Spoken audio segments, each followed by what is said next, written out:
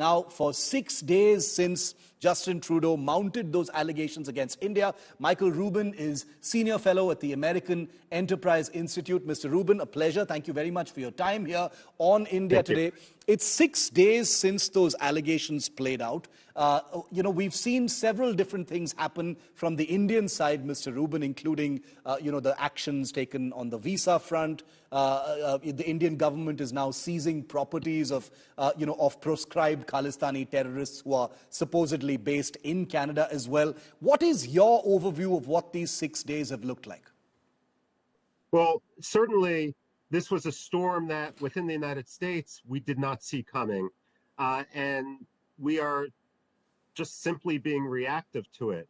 I believe that Prime Minister Justin Trudeau has made a major mistake, even when he tries to drag the United States into this by saying that some of this intelligence was actually sourced to the United States. What we understand from the New York Times reporting is the United States provided some context after the scene, but not a smoking gun.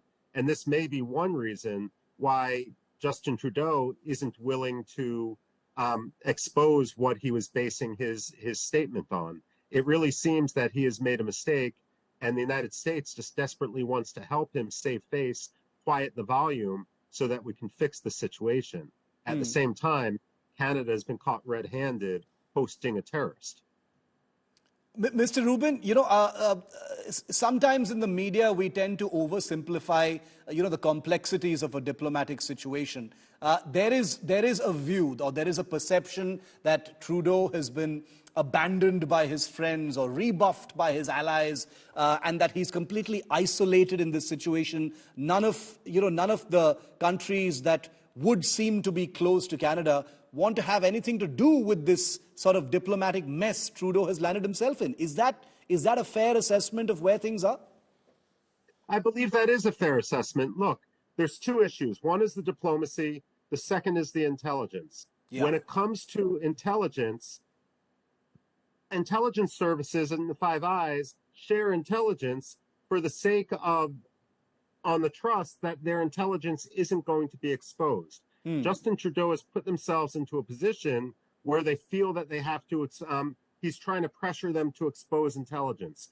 I mean, this isn't why Canada would be included. And remember, the United States is already very upset with Canada for failing to meet its defense obligations, which is why it's not part of the AUKUS sort of alliance that has been growing. So there is huge frustration here. There's also huge frustration that if this happened, what was Canada's fault in allowing a terrorist to be there, to allow itself to be used for terror finance for this sort of extremism? Why didn't Canada take Indian quiet diplomatic overture seriously? Justin Trudeau has a lot of explaining to do, not just about what he said in Parliament last Monday, but going back years.